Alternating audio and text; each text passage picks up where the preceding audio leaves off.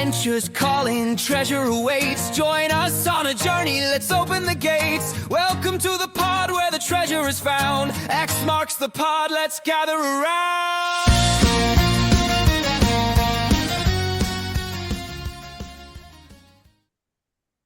Hey, welcome to X Marks the Pod, the podcast for treasure hunters by treasure hunters. Bruce on the ground here with Jaws, with Megan. And as you can see, we have some very, very special guests today. From Treasure Hunt with Us, we have Jam and Ema. Welcome to X Marks the Pod, guys. We're so excited. Thanks for having us. Yeah, thank you so much for having us. We really appreciate you bringing us on. We love the show. We're watching religiously. You're putting up great stuff, and we're happy to be here. Well, thanks so much. Again, I know it's a time commitment, and you guys have a lot of other stuff going on, getting ready for Treasure Con coming up this week. And also, the big thing we're going to talk about today is your 1-year anniversary of Treasure Hunt with Us. That's super exciting. Having a party in Vegas to celebrate. Looks like it's going to be quite the bash. So we're excited about that. So let's just get to the real origin here. Like, how did Treasure Hunt with Us start? Do you want to tell it, Jam, or do you want me to? You go ahead and tell it, because it's really, you started it. So I mean, that's not true. It's always a joint effort, but Jam is always so gracious and kind. He gives me credit for things that are not my fault. No, just kidding. So our mother and I had taken a cruise, and it took me 4 days to stop having panic attacks about not being able to access work. And I called Jam Christmas Eve after getting back from this cruise, and I'm kind of talking about that. And he just kind of sound like, blah, it's Christmas. You'd think we'd both be happy and upbeat. And both of us were just kind of like, And what we realized is the reason for that is we always spent an outrageous amount of time together. But now that we're on different sides of the country, it's just not as easy as it used to be. I go home about 4 times a year to California. And he comes every single night. We hang out every single night when I'm there. But it's just not the same. We were just started talking about how we just wish we could spend more time. And I said, listen, I'm going to find something for us. We're going to find a way to spend as much time as possible together. And I'll figure it out. And there I am, 1st of January, literally doom scrolling on Instagram, and JCB pops up in my feed, and he's like, hey, you want to be like a treasure hunter? I've hidden 5 foxes in America. And I'm like, oh, I love treasure. I would love to be. And so I called him, and I called Jam, and I'm like, oh my gosh, we're treasure hunters. And then he's like, what are you talking about? And then I sent him the Instagram post, and then jumped on Amazon, and it was 3 months before the book was going to be available. And I was like, whoa, well, that's a huge letdown. And we had both gotten so excited. I was like, I'm going on eBay. And I went on eBay, and I might have spent a few $100s on each of the first couple books that we got. But, those books came in about the 10th of January, and we're sitting there. I'm like, I got my books first because for some reason they both came to me and said, one going to him, one coming to me. And it's like 10:45 at night on a Thursday night. And I've got a black light. I'm sitting in my closet. It was dark out. Why I was in my closet, I still don't know. We're going page by page, and we're laughing on the phone. Scott's trying to sleep, and I'm being hysterically loud because I can't stop laughing about the fact that I'm going page by page with this black light. And I say to him, I go, this is so ridiculous. We should start a YouTube channel so that in a year we can look back and laugh about how dumb we are. And he goes, yeah. I'm like, maybe it'll even get monetized. And he goes, no. And here we are. yeah, nobody's gonna want to watch and stuff. We're just out here to have fun and just see ourselves and laugh at ourselves, right? Because if you can't laugh at yourself, then you're doing it wrong, So absolutely. Apparently, or if you can't laugh at your brother, you're doing it wrong too. Apparently, yes, calls me up and says you're treasure hunters now. So it's like, all right, we're treasure hunters, and it's been the greatest thing because he's right. We literally weren't talking as much. We're focusing on our careers, and that's it. And now we talk ridiculous amount of times a day. If I don't talk to her in a whole day, I'm like, whoa, man, I had a day off today. So that's hurtful. Wow. What he really means is she's dead. He thinks I'm dead. I am. Where is she? Is she okay? So no previous treasure hunting experience before? You weren't involved with the Forrest Fenn original hunt, anything like that? I didn't even know there was treasure hunts. I didn't even know when I got the book and I read about Forrest Fenn that he had his own hunt aside from that, because I did what you were told. I started with the very front of the book. He says, read the whole book. So I started from the beginning. I didn't understand that Forrest Fenn was this other treasure hunt that had happened when we first got it. Yeah. Then we started, you find out about Forrest Fenn. Then you start watching oh my gosh, so much Forrest Fenn stuff out there and stuff. So we start diving into that. And then as we're doing that, and we're doing our show. Then of course Justin comes out with the hunt. It's going to be on Netflix. And it's like holy cow! And it was just that big. And it's been a lot of fun. It's been a lot of work. It's been a lot of going out hiking, seeing things that some places that I would have never thought I would see. And you think, oh well, a lot of people like tell them, I really do root for you. I want you to find it. When we say treasure hunt with us, we really do. We're not like, no, I want to find it. Like, I want you to find it. Like, I'm getting so much pleasure spending time with my sister, seeing all these amazing things out there that we really do root for people. So, Absolutely. it's great, man. It's so much fun. And I mean, you guys know you're treasure hunters. So That's just incredible that you just picked up the book and then like, hey, we're gonna do it, and then we're gonna do a podcast at the same time. We're just gonna go all in, right? That's amazing to me that you guys just did that. Speaks to We you. don't do anything halfway ever. I see that. I Too far always. to be fair, we didn't know that, I mean, look, we had 3,000 in our first year. We read like to get to 1,000, it takes 18 months or something like that. So we were like, man, our goal is going to be to hit 1,000 in 1 year. They're like, if we could do that, that'd be pretty crazy. Like, we would be so happy. We were like, oh, it'll be the coolest. Yeah. And now we hit 3,000 in 1 year. So, with our first year coming up tomorrow. So from where we dropped our very first video. So, and the it's really funny part exciting. was we actually hit 1,000 viewers in less than 90 days, but we only did that because, we jumped in Discord and we were watching the Calazar's shows and they had Justin Posey in there one night and he's like, oh, they're like, oh, this person. I'm like, can we get a show? Can we interview you? And he said in the chat, yes. And so I snipped that because Jam was not watching it. And I sent it to him in text, like, oh my gosh, Justin Posey said he's going to let us do an interview. And then all of a sudden they shut it down. He's like, I'm not doing any more interviews. And I went to Kate and I said, listen, Justin said in your chat that he would do it. Can you help me? And she went to him. He's like, hey, she's got this receipt. And so he's like, oh my goodness, he's so gracious. He's like, oh my goodness, absolutely. I will 100% do their show. And that really pushed us over the edge.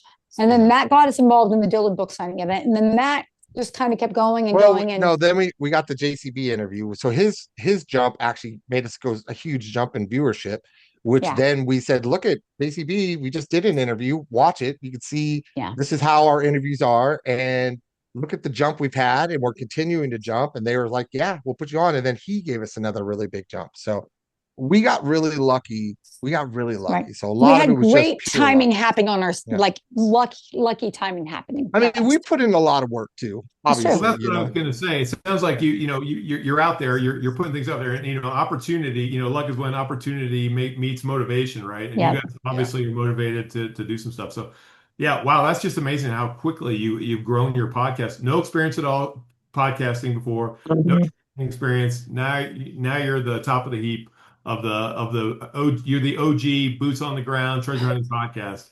And yes, we're not worthy. No, whatever. Oh, no. You guys go boots on the ground so much. I mean, that's You what do. makes your show so authentic, right? Because you guys are actually out there. You guys say it's treasure hunters for treasure hunters, and that's like that rings so true because you're literally doing it. You're literally all three of you are out all the time looking for treasure. I love that. I think one of you is going to find it, and when they do, after you do your We'd show, love to interview you. you're going to have to be on our show. Obviously, you can do your own show. I don't know if you remember it, Jam, but when we first met on the message board, I promised you if I found it, you would be my first interview before I had a podcast. You did, so but I'm going to let you off that hook.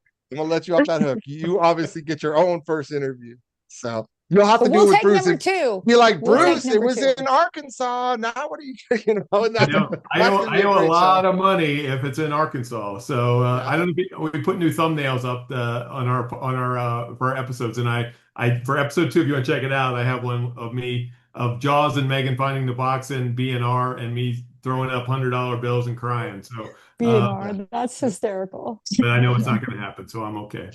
But it's good though. It's good that you guys aren't in the same location because as a collaboration, the best way to get out there and really cover the most amount of ground is to not be looking in the exact same spot, right? Well, so that's smart. I agree with you. So that lends the question of how do you two decide where you're going boots on the ground and who has the final say? I know the answer to this. Yeah.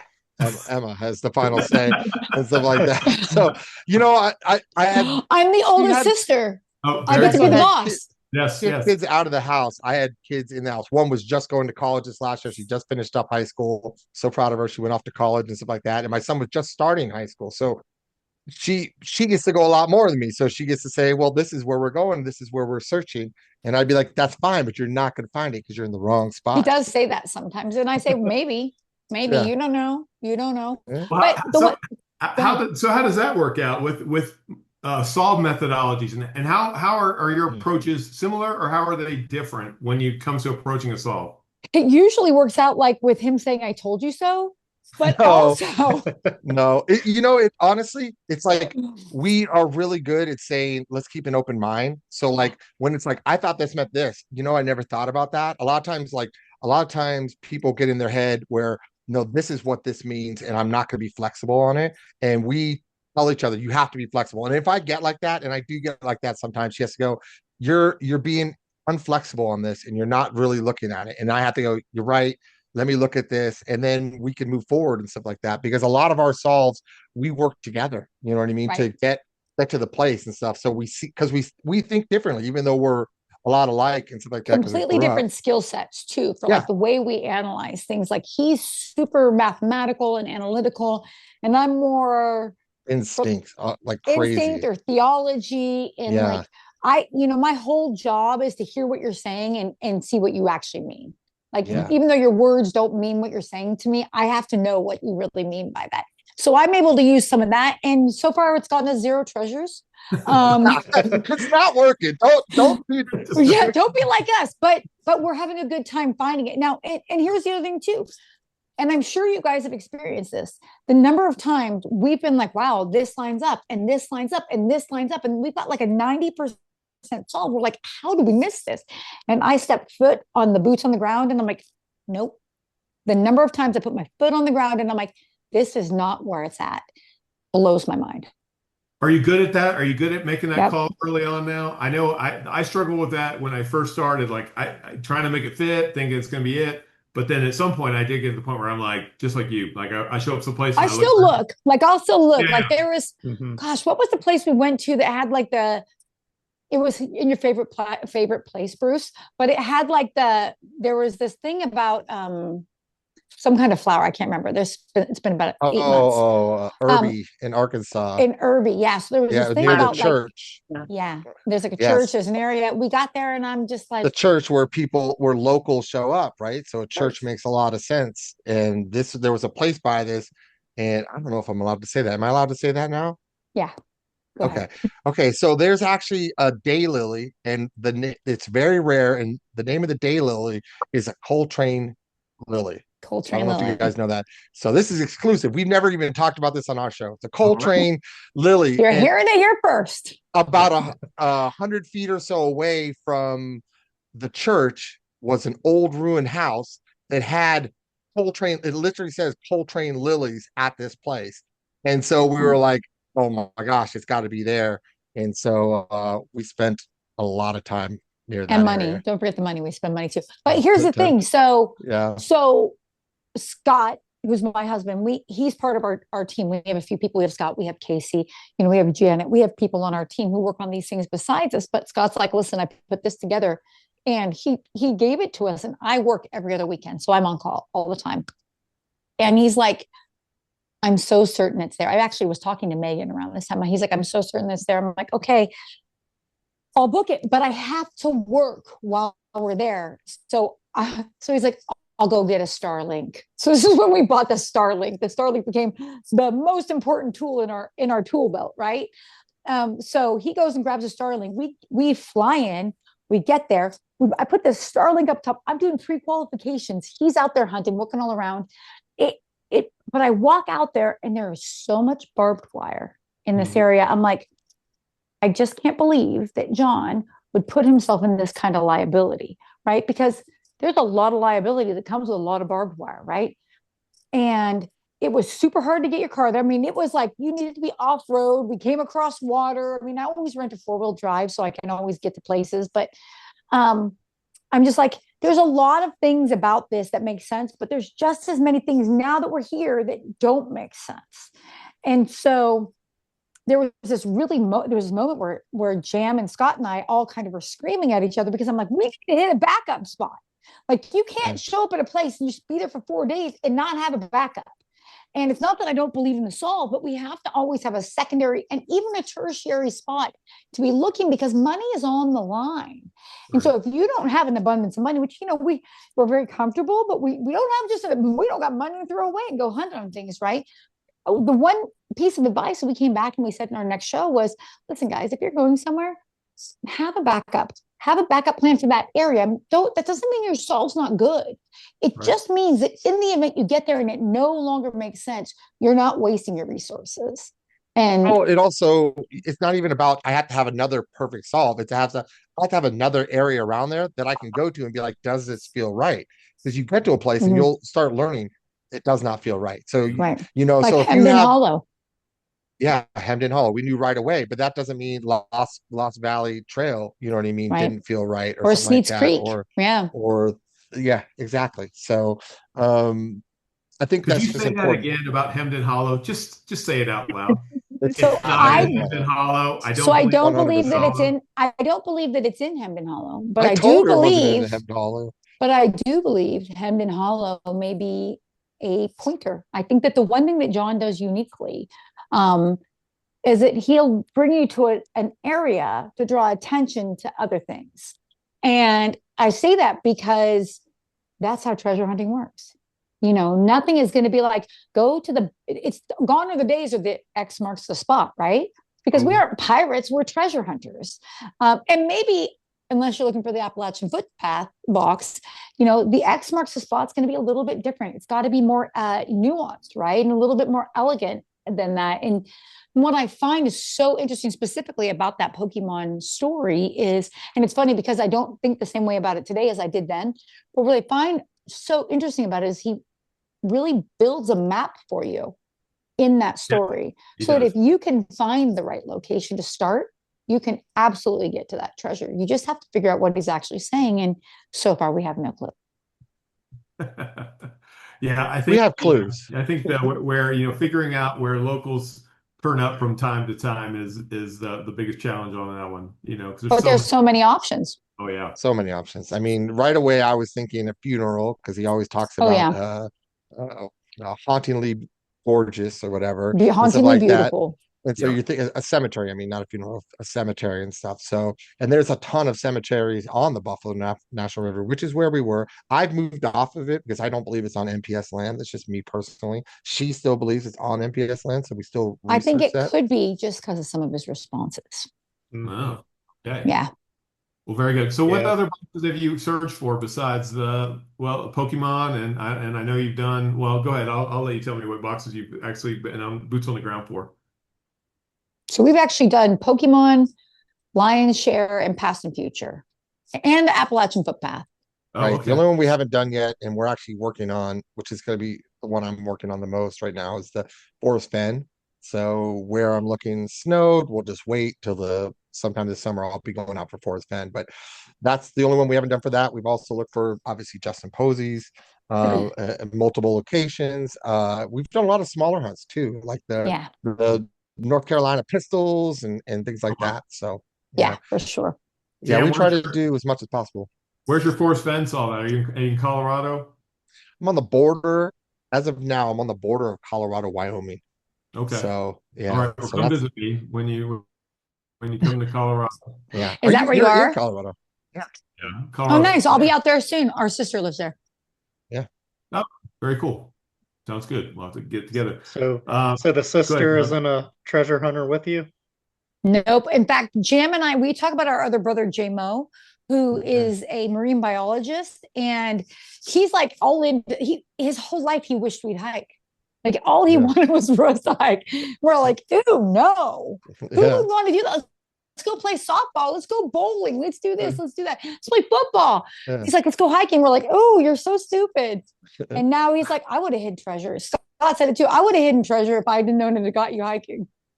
Well, he's so funny too, because he's like, oh man, you need to be safe out there. And like my first time going hiking, Man, he had me pack this bag. It was like I don't know, a 60-pound bag because he's like, you need this, you need this, you need blankets just in case you get stuck there. And then I get there, it's like one of the most public trails. There's people everywhere. Like, even if I got something happened to me, there's someone, you know. I like that you had So the axe. That was my favorite part. yeah, I had an axe, I had everything. I had everything in there. And he was So, on Van Sickle. You were on Van Sickle. That's the funniest part.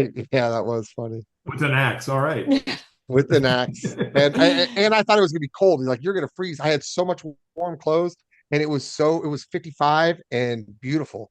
And so I had all this warm clothes. I had all this snow gear and stuff like that because it was still snow on the ground.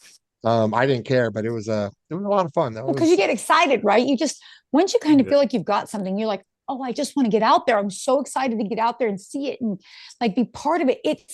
There's almost a romantic feel to treasure hunting. And like, or for me, there's a nostalgia that brings me back to that childhood. I get to be a Goonie with my brother. You know what I mean? Mm-hmm. And so I'm all about getting out there and just having fun. And if I'm in the wrong spot, my gosh, most of these places I've never been and probably would never go. Now we've been to Tahoe many times because we grew up in Northern California. So we used to go up there all the time. So we might've gambled before. Don't tell our mom. But I never, and all the time, well, we've skied at Heavenly, but in all that time, I had never been to Van Sickle till we went there. And then Jam had me climbing all over places. He saw X's everywhere. There were X's everywhere. There literally are X's everywhere. I'm sure that there are. Yeah. That is the beauty of this. Like same as you, I've been to places I never would have went to on my own that are just phenomenal. And yeah, I wouldn't trade that for anything. Again, it thrill of chase, be fantastic to find a box, but hey, we've got a lot of good memories. Megan, did you have any questions for Jam and Emma? I do. You guys talked about your sister's not into it. I know you're both married and have kids. Yours are a bit younger than Emma's, but like what is that like in their mind? Do they think that there is even a chance that you're going to find it? Because my family, they go with me just because they like to hunt, or hike, but they don't want to hunt because they don't see any plausible moment where I'm going to be the lucky one that I find it. They're like, if you know this, then everyone must know it. So do your kids, do they think that there's a chance you may find this?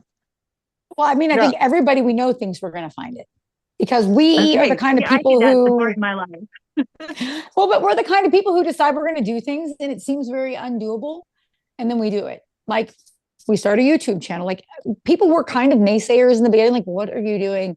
People are going to see you. And I've had people burst into meetings. Nobody's going to watch. Nobody's going to watch you. But I've had people burst into meetings and go, what the heck? You were all over my YouTube yesterday. What are you doing out there? What's going on?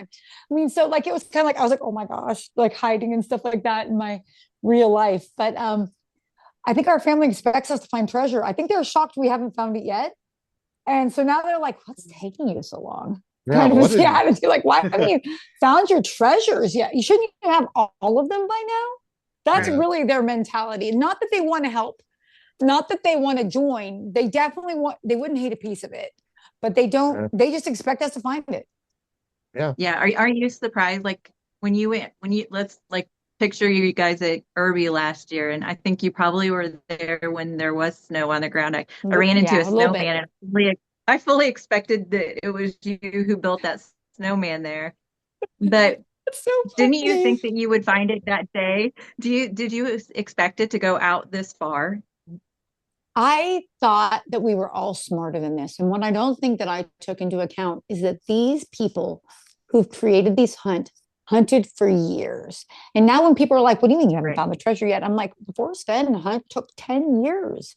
There's a reason for that. And these seasoned hunters, which is who've created these hunts, these seasoned hunters took into account all the things that we haven't thought of yet because we're freshman hunters. Except for you, Bruce. Didn't you hunted Forest Bend? Did you, Jaws? No. No? Yeah, okay, so we're all freshmen hunters. Yeah. We're a year deep. We're 1 year deep into hunting. We're cultivating our skills. We're learning as we go.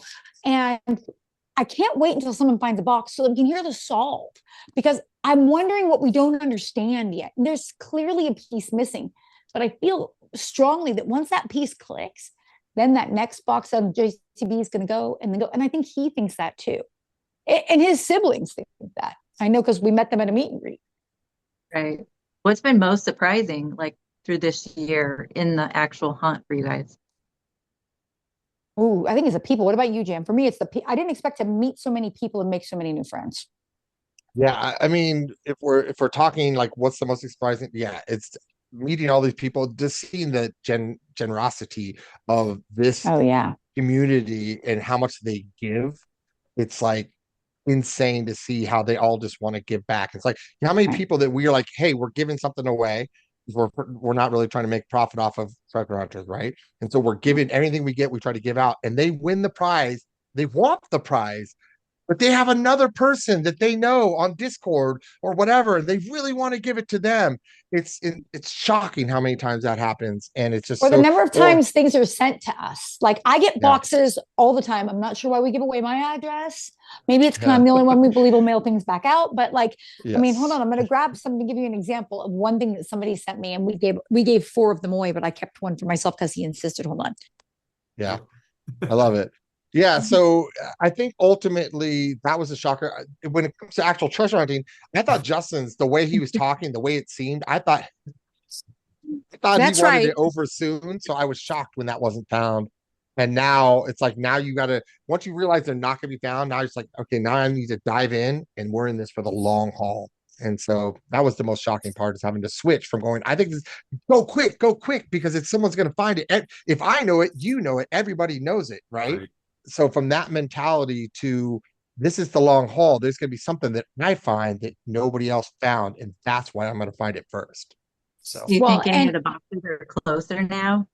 Like, do you think we are getting closer? Because I've started to feel like an urgency more so like now that I did in the beginning. There's been like a dry period, but I feel like there's a lot of more chatter and it's getting more technique equipped. So I don't know. I think there's a lot more hunters than we're aware of. Yeah. I think that there are so many, and so I went to a meet and greet up in the Poconos, and almost all of it was TTI. Almost all of it was TTI. And it was thrown by Jenny Klein from Mysterious Writings, and Froggy and I, we all kind of went and collaborated there at that.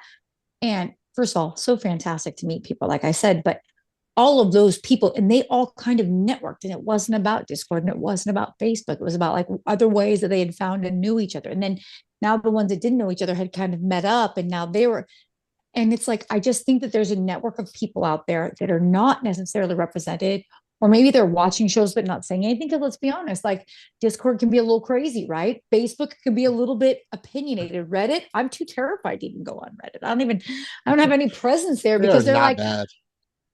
It's not that bad. I'm So just saying. Well, here's the thing about Reddit. You better come with what you think is receipts, because Reddit's ready to chew you up and spit you out or accept you. Mm. And, it's I think overrated. All that's overrated. Reddit, you can get so many information. The people I've dealt with are always so nice and stuff like that. I've never had a problem with Reddit. So I think that's just a reputation they got, and people hear the reputation rather than seeing my having very it happen. first my very first incident with Reddit, which is ironic because the person who I'm about to talk about actually messaged me about 2 hours ago. I'm sitting there, I'm like working on work, and all of a sudden my Facebook goes off, and it's this person. He's like, "Hey, I just want you to know that I'm sorry I said horrible things about you." And I'm like, "It's okay. It's okay." Because you can't step into the light and not expect it to throw rocks, right? You just can't. You've got to expect it. I've got to hear, I'm ugly, I talk too fast, I'm old, I'm fat, I'm thin, I'm all the things, I'm stupid, I'm blonde, I'm smart, I'm fun. I mean, you get to be all the things, but you can never just be one thing, right? So he starts with, "I'm sorry, I said all these horrible things about you." And I'm like, "Okay, well, it's okay, no big deal." And he's like, "No, I mean it. I'm really sorry." I'm like, "I have no clue who you are. I promise you it's going to be okay." And he's like, "Because here's the thing. When I said it on Reddit about how bad you were on the interview with Ava on X, it's because you didn't let Justin Posey talk." And I'm like, "Oh." And he had legitimate things. I'm like, "Listen, I'm always open to constructive criticism. Sounds to me like you had some real good feedback. I'll go find your article." I go and I find his article. It wasn't even bad. I get much worse on a day-to-day basis. And what he really said was that I was pulling people up and down off of the stage so much he didn't feel like Justin got enough time to answer each question. And he came there to kind of tell me how bad I was, but he didn't have anything really that bad in my opinion. But all the comments after that were literally instant attacks on who I was as a person, nothing about the interview or anything like that. And so then I'm like, yeah, I'm going to shy away from that. That said, I think if you find a place where it's your home and you're finding information and you're finding your community, hey, run with it. Because I actually met great people from Reddit. Reddit Randy is going to be at our birthday party tomorrow night. And she's like the queen of Reddit. Yeah. You know, so there's good and bad in all places, but Reddit just is the scary place for me. I don't go there. Yeah, I don't go there either, but you definitely have to have a thick skin if you're going to be in the team and you want to put yourself out there and do content and share solves and all that. Yeah. Easy to sling arrows and all that. For sure. Yeah. So we get it. We have our share of detractors and things like that. I think you're not doing it right if nobody hates you. Oh, yeah. Okay. Well, I'll try harder. Trust me. Just wait to your JCB interview. Just wait for your JCB interview, which you're going to get. And if you try to go quick because you only have so much time and you want to get as many questions as possible, you talk too much. You didn't let them finish. What's it called? But if you go too slow, well, then you didn't ask enough questions. You didn't, you let him talk too long and let him control the interview. So you're not going to please everybody, and that's okay. So your goal is not to please everybody. Please yourselves. Yeah, that sounded bad. As long as you're, I get what let's keep this PG, guys. Thank you. Right? You subscribe to that philosophy, right? Yeah. So Emma, I'm gonna, and maybe you too, Jam. Emma, I can tell that you are a goal-oriented person. Am I correct? That is correct. And you are used to succeeding at pretty much anything you put your mind to.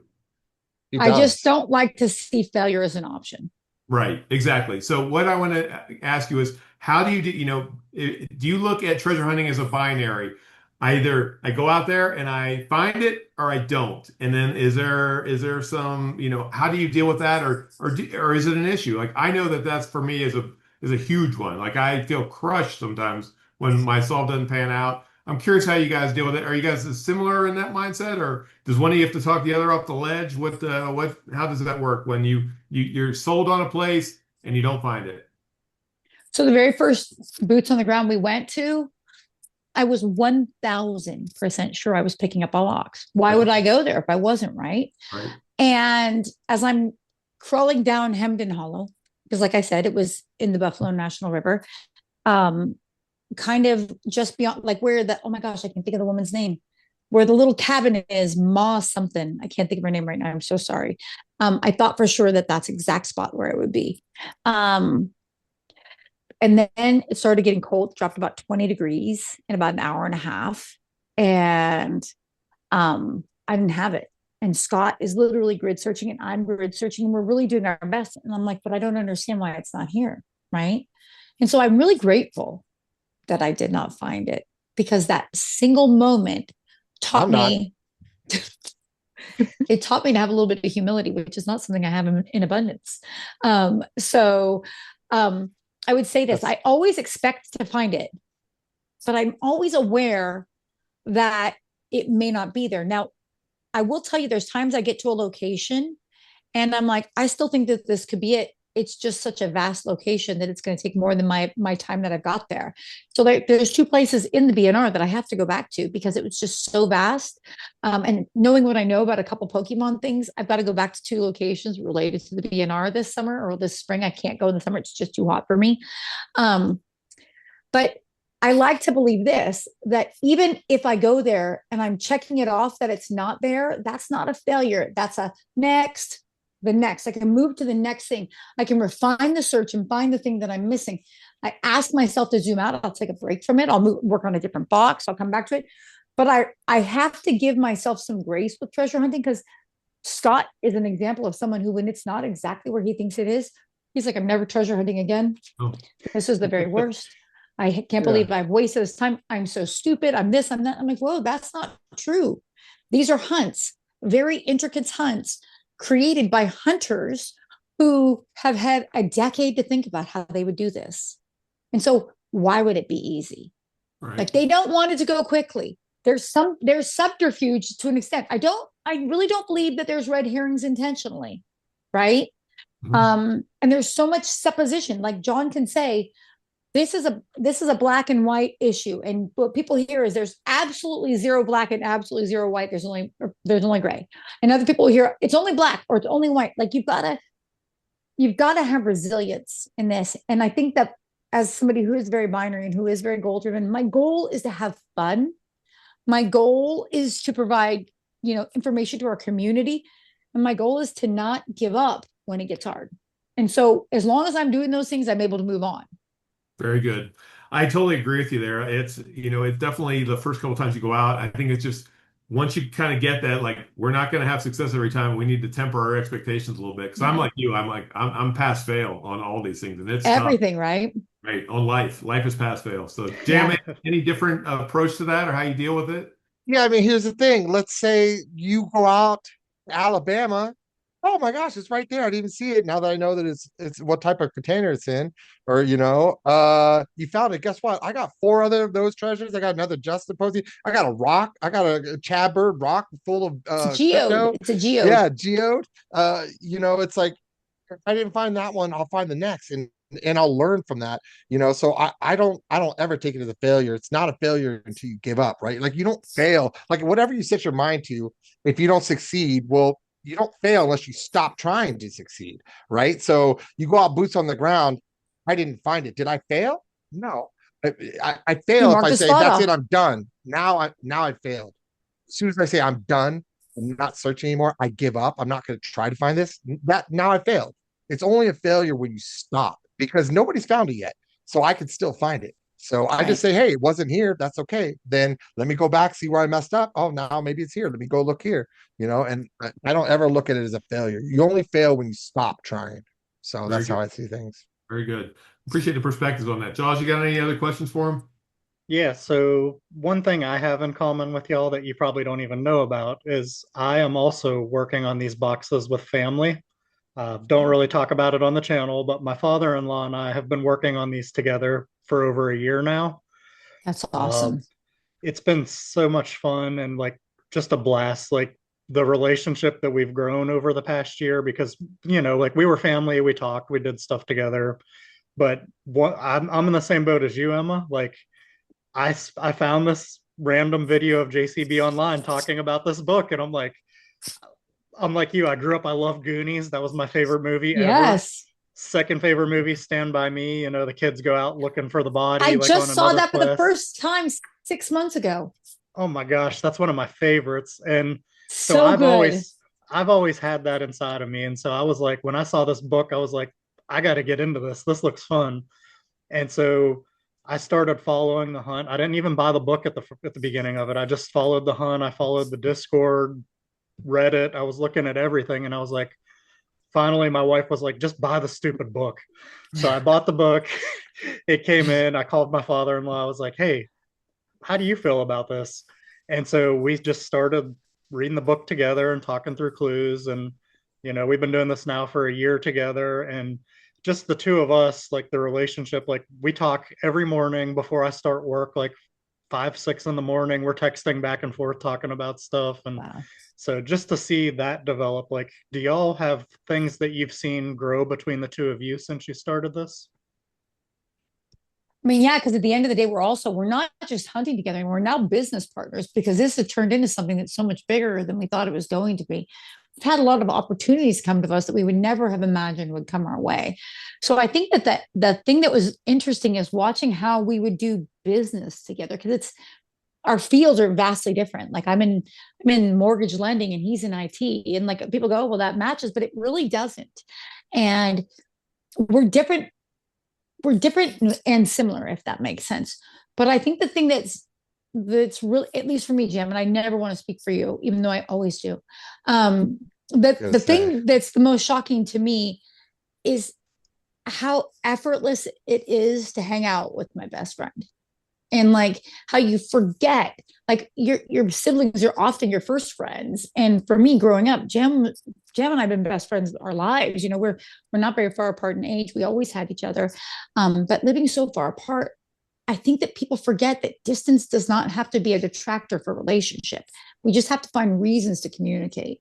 And that's what you've done. That's what we did. And so that's what we really found is that opportunity and the thing to continue to talk about. That's really the binder, and treasure hunting will be forever for us for that.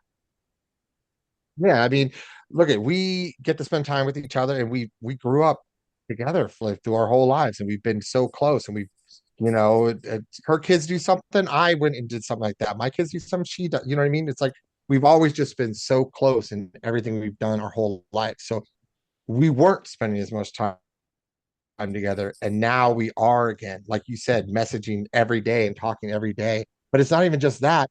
I mean, look at the three of you, right?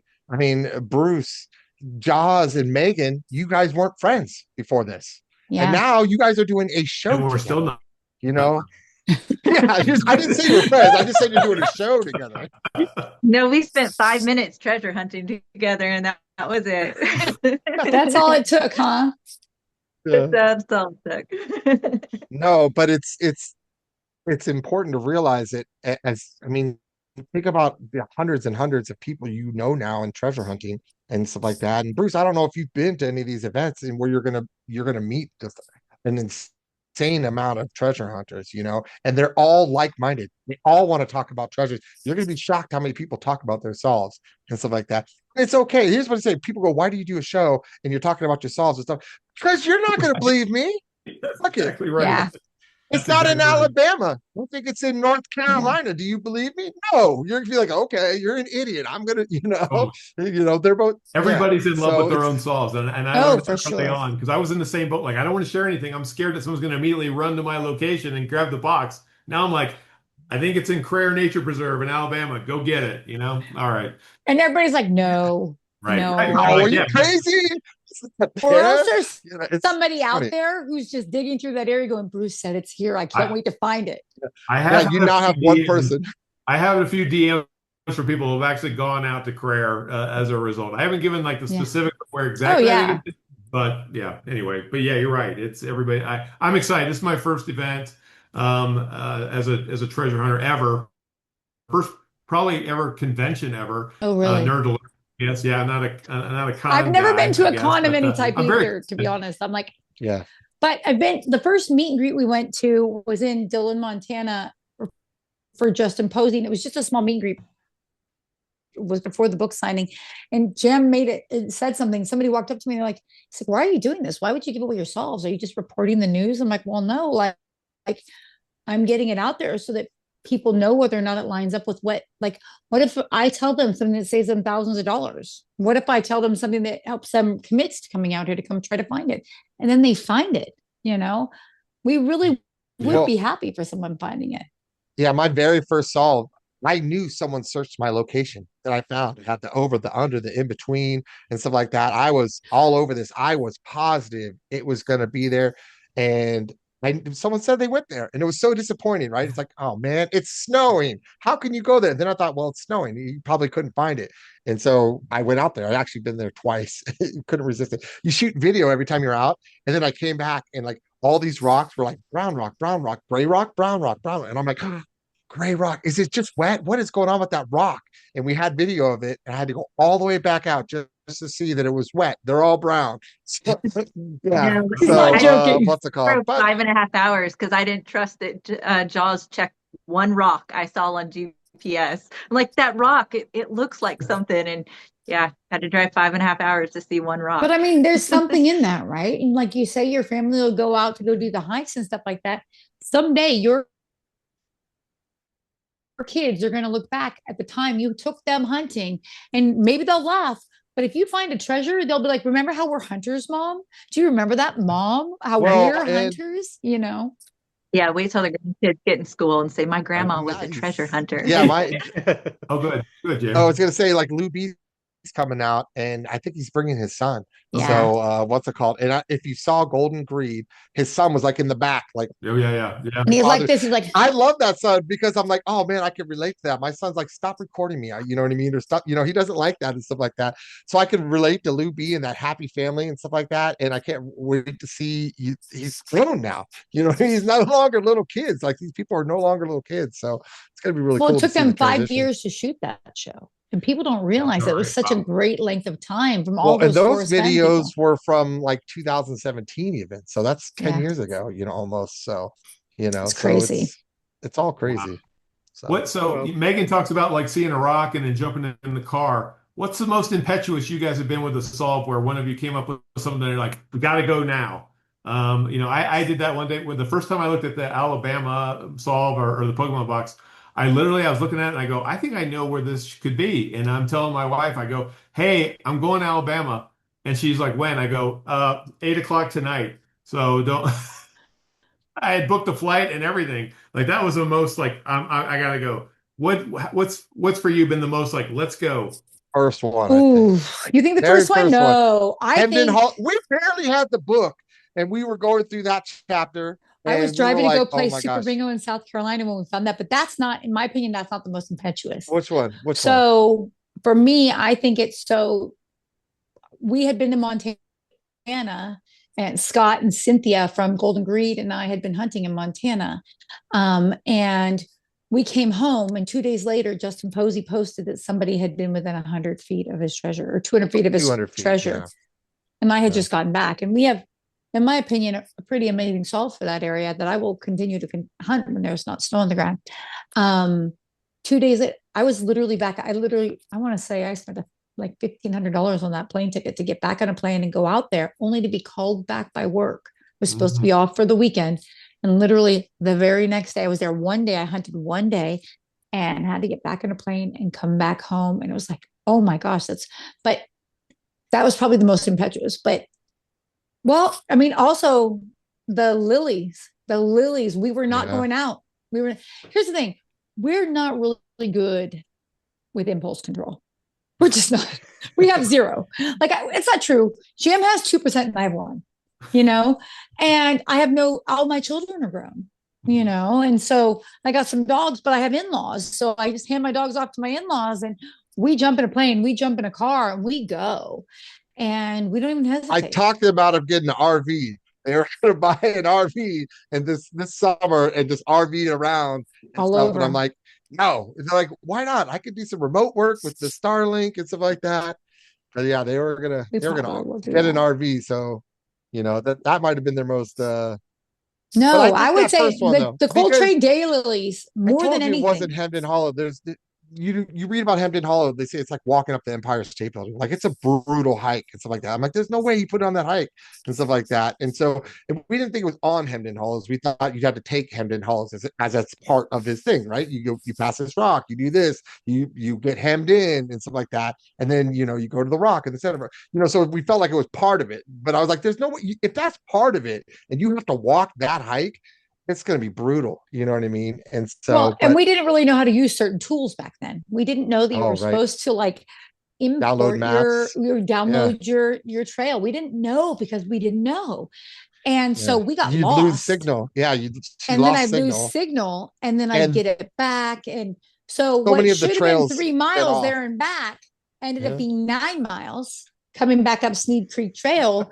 And I'm prone to having, like when I get cold, my muscles cramp. So I did that with like a hamstring and the tops of my feet cramping the whole time.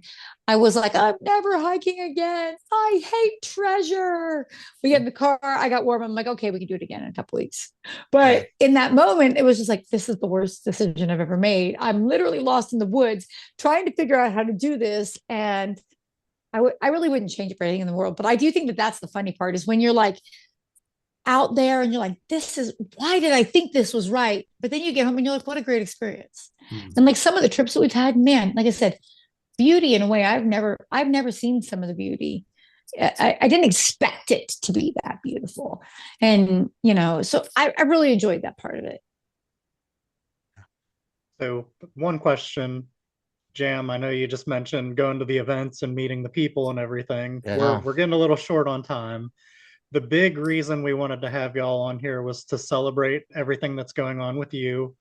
And I know you have 2 events coming up that I'd love for you to just talk about with our viewers and let them know what's going on. I know your birthday party's coming up and you may have some special guests. Do you want to let us know anything?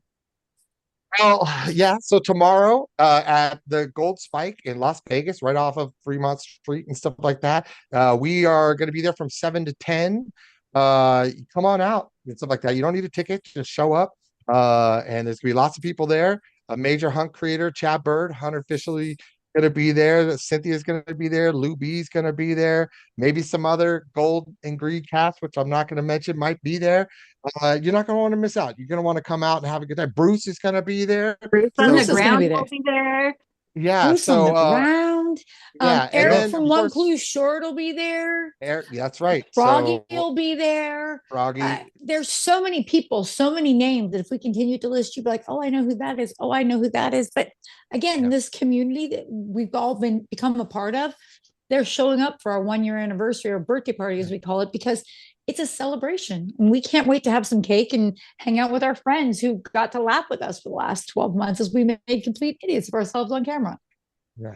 And we'll be at all the TreasureCon events, the nighttime ones. We have to work during the day.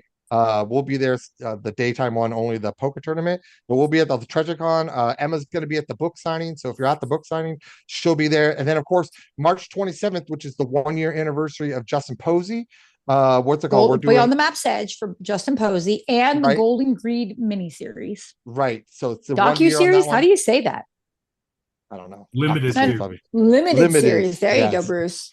What's it called? So we are going to be doing like a little celebration of that on Friday the 27th in Tucson, Arizona, and then the reception. I apologize. And then the 28th thing, or else the 28th is going to be the Secret Summit. We will have Justin Posey, we'll have Chad Bird, we'll have so many. It's a lineup you've never imagined. It's literally all of the many of the greatest minds in treasure hunting, many of the greatest faces of treasure hunting. So for perspective, we're going to have a session on safety, because let's be honest, there's so much safety that's so necessary. And to Jam's 60-pound pack point, you want to make sure people know how to get out there and go boots on the ground. You want to know how to take care of yourself in the snow. You want to know how to take care of yourself in the heat. You want to know how to take care of yourself if an animal comes across you that may be able to eat you. I always joke that I'm a bear snack all the time. But so we're going to do a session about that.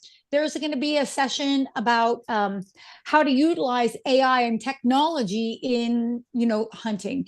There's going to be a Golden Greed panel, including the director and producer of Golden Greed. Cynthia's going to be there. Lou B will be there. Justin will be there. There's even, we're looking at a section about Justin Posey, Beyond the Map said, writing the book with Matt DeMoss and Tyler, who's in the book, and Justin, all sitting down, just having a conversation about it. And then Justin Posey is going to do a Q&A at the end. When you get there, this is how unique this hunt or this event is going to be. When you get to the event, there's going to be a QR code that you scan through level 5 programming, and you'll be able to submit questions that we will all as a group vote on for that Q&A. Wow. Additionally, while we're there, we have a hunt happening. Guinness Book of World Records we're looking to break for the largest treasure hunt. But that's also actually, I always say this completely wrong, Jam. It is the level 5 bounty. It's the Seeker's Bounty presented by Level 5. Seeker's Bounty presented by Level 5. I say this wrong every time. That's why he has to say that kind of stuff. And that's why I do the intro, so we can laugh at me. But, it's $10,000 right now and growing. It's like, where are you going to go for one day that you're going to spend $25 to potentially get a $10,000 treasure that we know is going to go off that day? I mean, that's a big deal. And it's like, if you're a hunter and you're out there, or if you want to even take a stab at it for $25 to potentially win 10 grand same day, it's not like it's going to go on for months and months and months. It's going to go that day. So that's a great opportunity. And Guinness Book of World Records is going to be there. So we're trying to break a record for the largest treasure hunting game to go on. Right now, that record's held by Greece. It's like 1,385 people. We want to obviously destroy that record. So Justin Posey has already said that he's going to eliminate one state from Beyond the Map's Edge. But if we hit 2,000 people, he'll eliminate 2.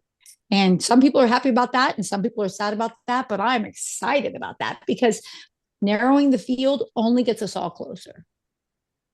Yeah, absolutely. It sounds like it's going to be a phenomenal event. I'm excited for it. I'm going to put it on the calendar and do it. Can I ask you a couple questions about BTME real quick before how much time you guys have? And Jaws, I think we're on the new platform now, which should be okay, right? So we'll see. Jaws is worried about our time constraints because it takes him forever to process the way on what we were using before. I get it. So hopefully this will be shorter. But yeah, the differences between Justin and John is how they engage the community, how they give stuff out. Which do you prefer? What do you like about Justin's approach? What do you maybe not like about it? And same with John. They are two different approaches, right? Like one is like, I want to put these treasures out there. I want my book to stand alone. I saw the Forrest Fenn ending where basically so many people were interacting with Forrest Fenn and it was a lot of people are upset about it. And I don't want that to be, I don't want, like, this is how I think it should be, right?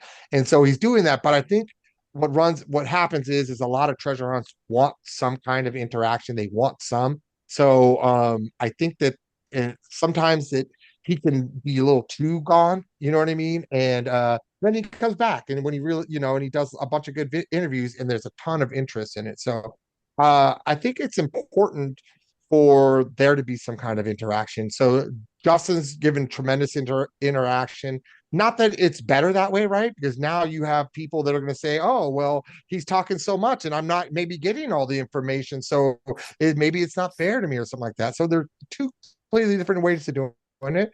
I love them both and stuff like that. I'm working them both. And I don't know. I think it's okay to do it the way you want. You're throwing the hunt. I'll do it however you want. Just put a treasure out there for me to find.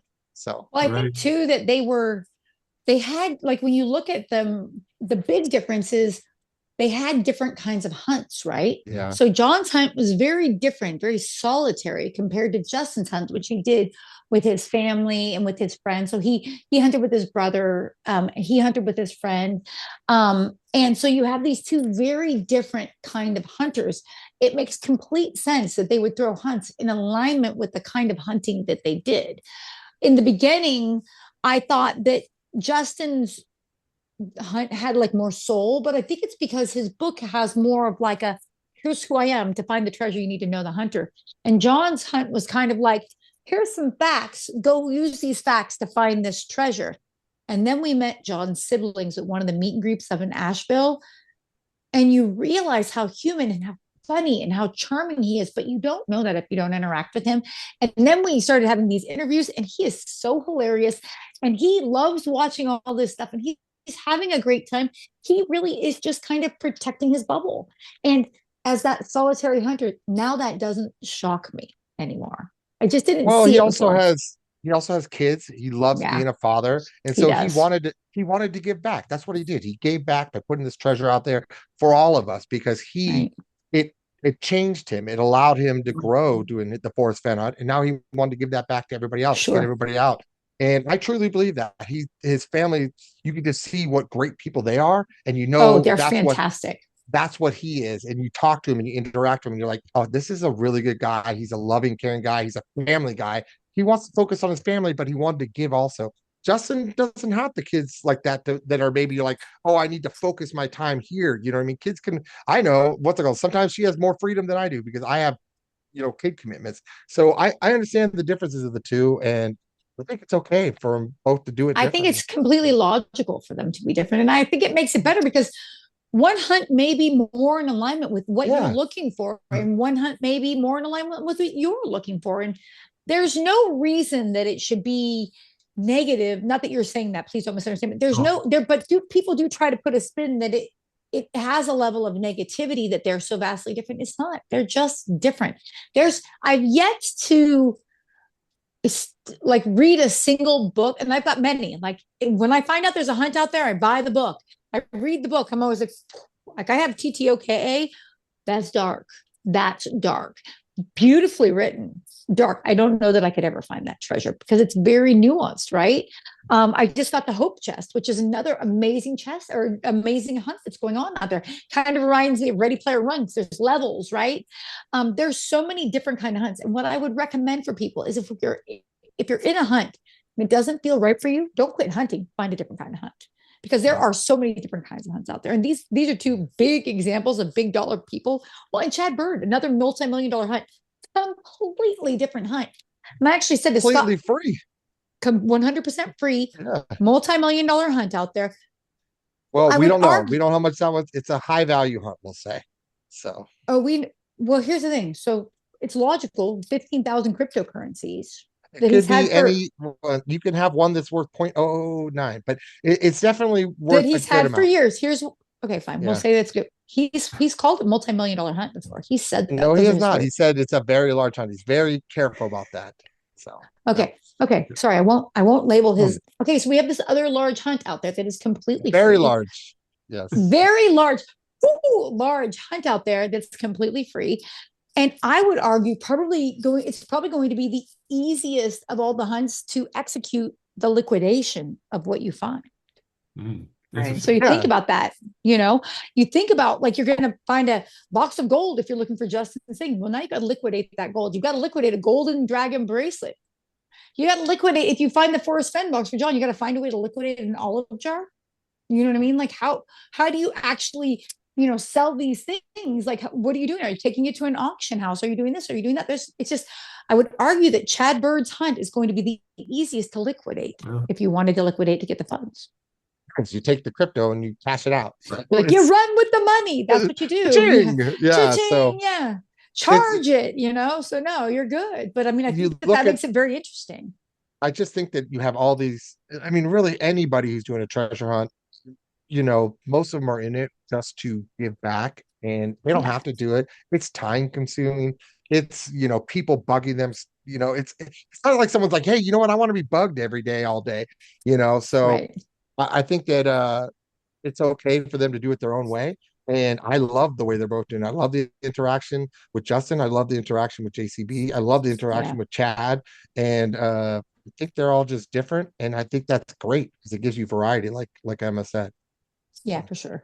Yeah, absolutely. I mean, not knocking anybody's approach. I understand personalities and all that, and appreciate when they do pop up, and like John, like given the interviews for you guys and other creators out there. Very surprised with that, but that was great. Can I give you a hot take on Justin's with BTME? I've been I got into it for a little bit. I did 4 trips to Montana. I think that's where it's at. Because I love hearing this, Bruce. I love hearing this. Okay. I thought I had a good solve. I thought I found the bride, to be honest with you. And then Justin came out in an interview and said something about the bride. About the question was asked, was the bride alive or was alive? And he said, "What's your definition of being alive?" Yeah, exactly. Which totally screwed up my whole solve, and I actually just like threw the whole thing aside because I felt like I was on the right track, and like I said, 4 trips. But so does Justin muddy the water by how much he adds to the community? Does he, because there's just a lot out there, and I say this, like, Justin has confirmation bias. It's easy for him to know what he's saying and it makes sense to him, but may not be coming out the way maybe he intended, or maybe the way that it could be or should be. I don't know. I'm just curious what your thoughts on that, because I mean, Justin threw me off of his own solve by making that comment, and I totally trashed it, and I went back to TTI. I would say. I would say this. I would say Justin Posey is probably the most analytical thinker I've ever truly known, right? Like there's not a word that comes out of his mouth that isn't scripted or planned. And even in the moments of the Q&A when we were in Dillon, Montana, when Cynthia's on stage asking him questions, she's literally got them in her hand. He had anticipated all of our moves because he spent 10 years hunting for Forest Fen's treasure. I think he knew what was coming because these were all questions he had thought of. And think about it, this is a man who created software to read the expressions of a man being interviewed. So he's thought it all through. He's very intentional.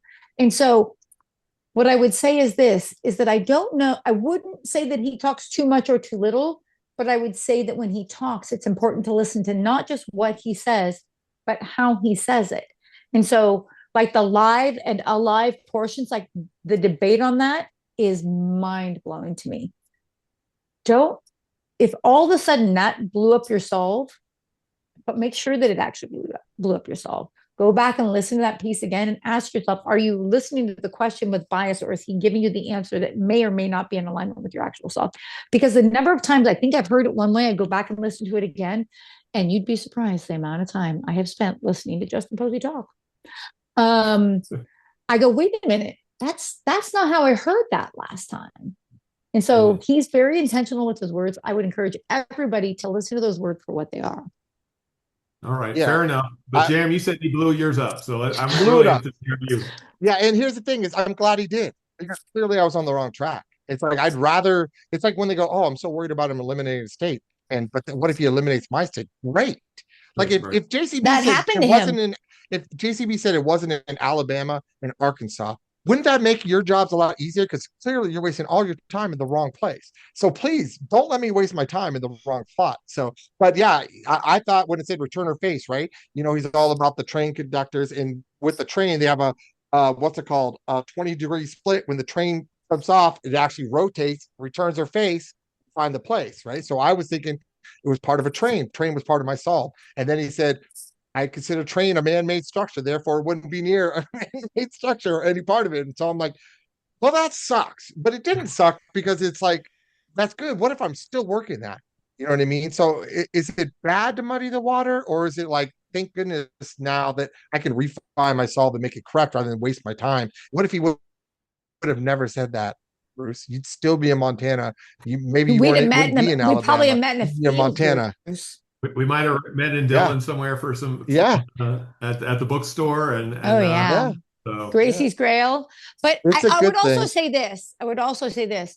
When something blows your solve up, be upset about it for a day or two. Be upset about it for a week if you need to. Put it away. But don't forget to come back to it, because there were probably parts of that solve where you're just missing a small piece. Wouldn't you hate to know that you were like within 2 miles of it if you had just adjusted a small thing? I thought I was, but apparently I'm not. I don't know. Like, the whole live thing. I'll be interested to share my info with you guys at the con and see what you guys For thought of sure. it. But We love it. maybe get me back re-energized on that. Yeah, well, maybe you could share it and somebody would be like, "Oh, that's uncanny." So we'll see what people say there. Is that an inside joke? The uncanny? That's Somebody says uncanny constantly, and it's not what Jam. Justin Posey Oh, says Justin. all the Okay. time. Oh, Yeah, it was actually funny because I really respect him, right? Because basically he had a scheduled time to sign books, and 1,600 people showed up to sign books. And that's it's look at JCB, right? He signs one a minute. That's 120 people that can get their book signed, right? So he was giving people like 3 minutes, and literally he got rid of all his breaks, got rid of his lunch break, had a quick dinner, went and did the QA, Wait, and we then had one signed lunch books. break. It was 15 minutes. Don't forget. 15 minutes. I did, yeah. He got rid of all the little other breaks he was supposed to take and stuff like that. Yeah. And he gave everybody their time. And people would show up for like 3 or 4 pages and here, read this. And he'd be like, that is so interesting. Wow, it's amazing how you did that. That's uncanny. And that would be uncanny. That's What's it uncanny. called? That's why I heard that a lot that day and stuff like that. It would be uncanny. That would be uncanny and stuff. So that's one of his phrases that he uses a lot. So, but it's But just that shows was a you. beautiful time. Like you see who he is as a human, that he wanted everybody to feel seen and heard. And to your point, like we were there, for lack of a better word, boots on the ground from the moment he sat down. And people cheered. They were so excited. And there was just this long, long line that all day long just stayed that long. And I started at the beginning of that line, and Jam was inside this event center, keeping the live going so that people could watch at home who couldn't come. And I just worked down the line and I talked to all 1,600 people. And it was mind blowing how many people were new to hunting because they had watched Golden Reed. And then you'd come across a person who was like a forest fen hunter, and like the nostalgia, and like somebody basically almost started crying. They came all the way from Canada. They were just so happy to have something to hunt for again. And Justin took so much time with each of those people that not only did he sign those books all day long, we were out there, I think from 10 to 6, like 8 hours straight with a 15-minute break. I've never eaten a cheeseburger so fast in my whole life. But with a 15-minute break, then he went, had a dinner. We jumped on stage. We kept the crowd kind of going, came down. He did his Q&A. Then there was like 100 people left, and he stayed and signed those 100 people's books at the end to make sure everybody got seen. And unfortunately, he was signing out on our moms. We have this card table that we used to play games at Thanksgiving. It's this horrible table. It's broken apart. It's so ugly. He signed it on that. So we had to stay till the very end too. But Yeah. it was just amazing to see and be part of. I never got my book signed. But that's okay. I was busy all day. wow. No, it's awesome. I definitely appreciate how approachable Justin is and how just generous and down to earth he is. Hope to get to meet him at the con. And we want to be respectful of your time. I know you guys are probably getting ready to jump on a plane tomorrow morning or tonight, or I don't know when. 6 a.m. tomorrow morning, getting on a plane. I want to make sure Jaws and Megan don't have any other questions for you before we let you go. But yeah, guys. I'm hoping when you make it back down here to Arkansas, when it gets a little bit drier that we can run into each other. I would love that. We've always said from the very first time we made it, we need to get together and go hunt together. Yeah. We've said it for a long. I would love to hunt with you. I would love to do that. Hopefully you're in close to Jaws's location as well, so he can run into us. I mean, there's no reason we can't hunt together, even if it's not our own individual location. Like there's something to be said. Like when we say treasure hunt with us, we don't mean like come on our hunt. We mean let's go treasure hunt together. So I think it makes it a lot of fun. I mean, we've been on many people's like solves with them. Like we've been out boots on the ground with people. It's just so much fun to be part of that, like that moment. Even when you don't find anything, the laughter is hilarious. Like hunting with Cynthia might have been one of the funniest things I've ever experienced. She scared me to death. She made me swear on camera. Jem wanted to beat me the whole time. Beat, not beat. That sounded like I said beat, but beat me the whole time. But she loves it. She made me swear because she scared me to death. I thought it wasn't bad. Yeah. But like, there's just something so fun about getting out there with other hunters because it's not something people understand unless it's something you're part of. I think you're going to see too, Bruce, when you're out there and you meet these people at the Treasure Con, you're going to come back and you're going to be like, you guys got to go to the Secret Summit because it's so much fun talking treasure with everybody thinks the same we are. The three of you met together is like you guys talking with all these other people and they have all fresh ideas. So it's always fun. So yeah, for sure. Any other questions, guys? Oh, I've brought Megan to my area searching with me. So if y'all want to join up with us sometime, we could have a big party and do some hunting together. But you don't want to ask him how that went. So well, nobody fell off a cliff. It's not a failure until you give up. Oh, it's not a failure until you give up. Exactly. So. Well, I'll tell you what, like if you don't break leg. We different searching. I think Bruce and we search the same. Like we're looking for like landmarks, and we get bored really quickly and look for shiny things. And Jaws is doing the entire grid search on his own. And so I'm like, Jaws, I think we need to be looking for like certain rock. I don't think it's just randomly out here. And he's like, no, I think it's randomly out here. And so I was like, okay, we're going to be putting in a lot more work than I'm used to. So yeah, to me, like the 1 year anniversary interviews, like he was pretty clear that the Pokemon box is a bigger search area than some of the other boxes. So yeah, you do got to do some looking for that box, I think. I think it's interesting too on the Pokemon box, and I'm sorry, I don't mean to, I know we're wrapping up, but on the Pokemon box, when he talks about the Golem is literally described as, you know, being covered in moss. And so when you think about that and you're flipping over rocks, like the number of mossy rocks you see in these areas, I mean, it's a lot of search time. Well, the book doesn't say he's mossy, but he said he's a wise golem, which would tell you it's an older golem. And when you look up Pokemon older golem, they say that they're covered in what's called moss, and the rocks start falling off and become part of the earth. And so that's what makes you think we were looking under every flip them all over rock. Flip them all over. There's a lot. Yep. I see a rock, I'm flipping that thing, I'm tapping you need them to help you. Definitely. So that's okay. One last question. What has been your most awkward, embarrassing, unusual boots on the ground experience that you've had? First time someone recognized me was a little weird. So it's out there and like, Jam. And I'm like, you know, thank God, right? Because, you know, you say Jam, I know how they know me, but I was like, yeah, hi, you know, nice to meet you. But then you get right into it and you're like, hey, you know what? I was just up at here. This is where I looked, you know, you don't probably need to go there. And he goes, oh, I've been there. I've been down here and stuff. And you go, well, now my next spot is right up in here and stuff like that. I'm going to check that out. So, that was probably a little weird for me because it's the first we hadn't been doing it that long. So, it was a little weird for me, but, it was fun and it was nice. So that is a little bit unusual. It definitely throws you off when people know you and you don't know them, because it's like we're all out here, right? We're doing this, but we're all doing like I've never met somebody who I didn't like, you know, it wasn't like somebody's like made me scared or anything like that. But to his point, like when people walk up to you, you can feel awkward because like I don't always present well. Sometimes my hair looks crazy. Sometimes I always walk around with 2 phones in my hand.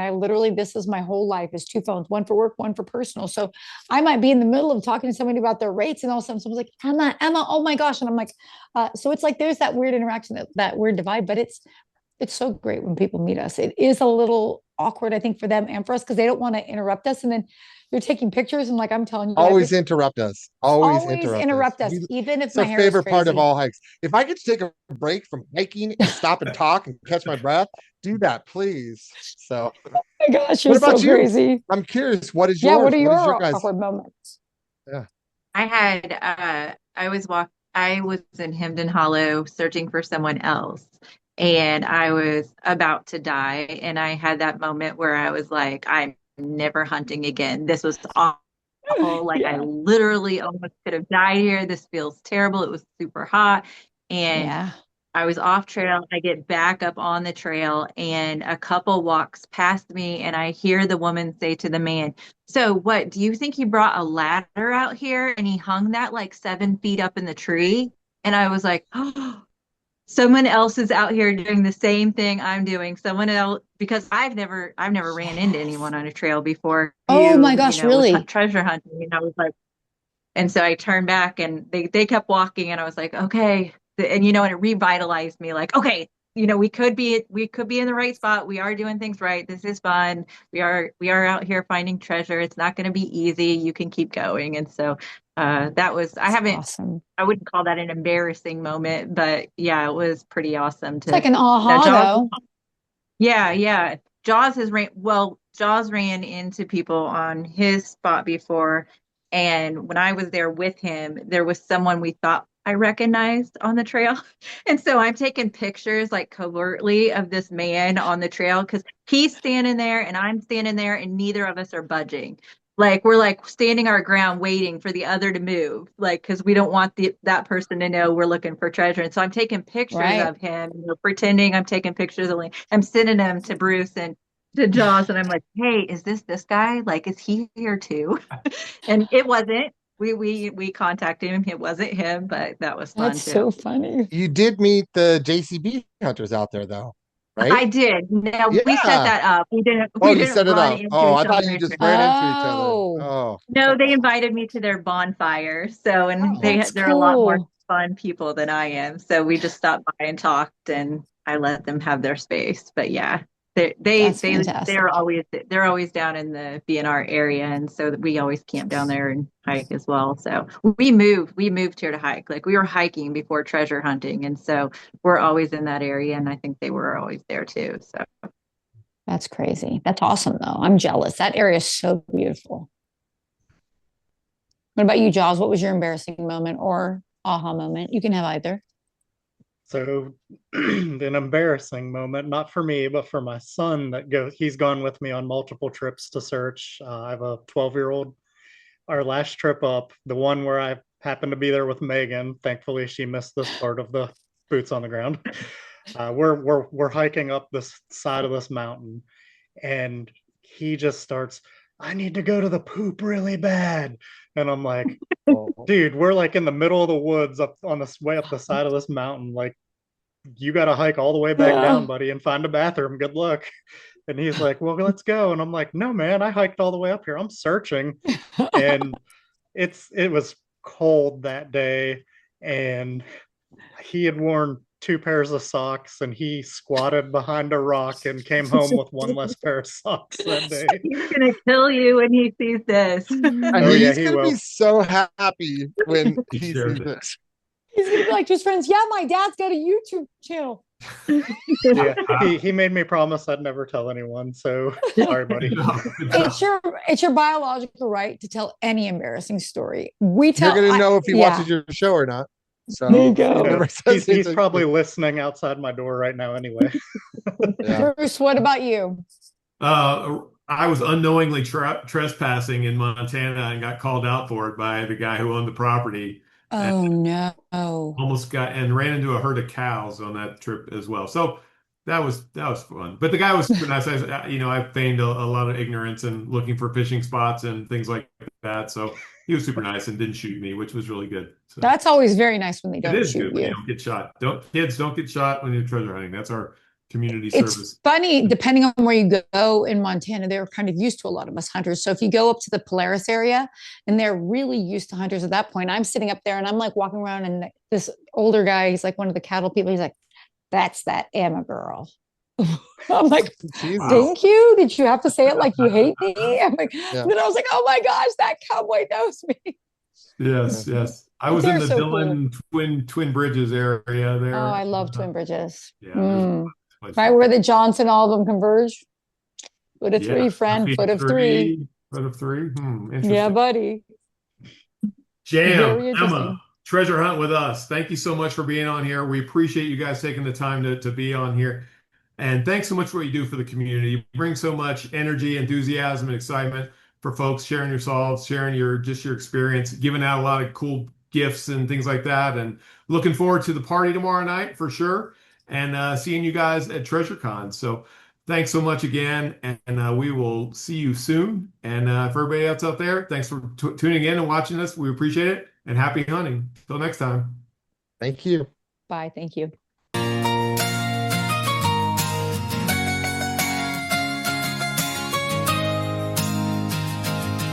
Adventures calling, treasure awaits. Join us on a journey, let's open the gates. Welcome to the pod where the treasure is found. X marks the pod, let's gather around.